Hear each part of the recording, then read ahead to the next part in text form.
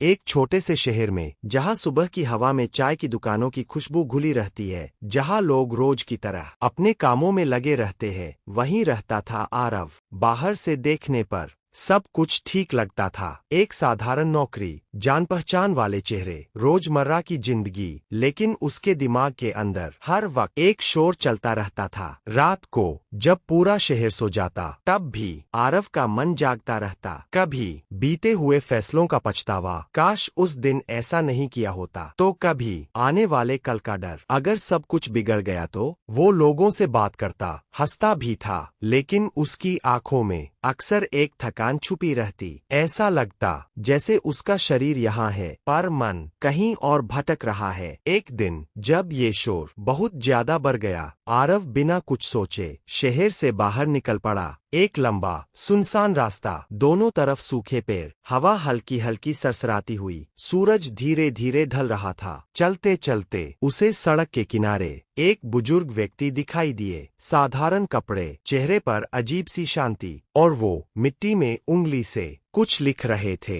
आरव रुक गया। उसने बिना सोचे पूछ लिया, आप हमेशा इतने शांत कैसे रहते हो? मेरे दिमाग में तो एक पल भी शांति नहीं होती। बुजुर्ग ने ऊपर देखा। हल्की सी मुस्कान आई, ऐसी मुस्कान जो बिना कुछ कहे बहुत कुछ समझा दे। उन्होंने पास रखा एक पुराना मिट्टी का कटोरा उठाया, उसमें पानी भरा और धीरे से आरव की ओर बढ़ा दिया। फिर बोले, इसे लेकर इस रास्ते के आखिर तक जाओ, लेकिन ध्यान रहे, पानी छलकना नहीं चाहिए। आरव को अजीब लगा, पर उसने कटोरा थाम लिया। पानी हल्का सा कांप रहा था, हवा तेज थी, रास्ता आसमान था। चलते समय लोग उसे देख रहे थे। किसी ने कुछ कहा, कहीं से आवाज आई, लेकिन आरव का पूरा ध्यान बस उस पानी पर था। हर कदम सोच समझकर, सांस तक संभाल कर। उस पल उसने न अपने डर के बारे में सोचा, न कल की चिंता की, न बीती गलतियां याद की। सिर्फ वो पल और वो पानी। जब वो रास्ते के अंत तक पहुंचा, तो कटोरे में पानी वैसा ही था। बुजुर्ग ने पूछा, रास्ते में क्या क्या देखा? आरव कुछ देर चुप रहा, फिर बोला, कुछ नहीं, मैं बस पानी बचाने में लगा था।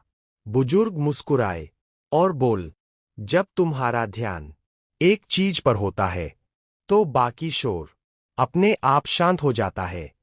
फिर धीरे से कहा, मन को खाली करने का मतलब सोचना बंद करना नहीं है, बल्कि अभी के पल में पूरी तरह होना है।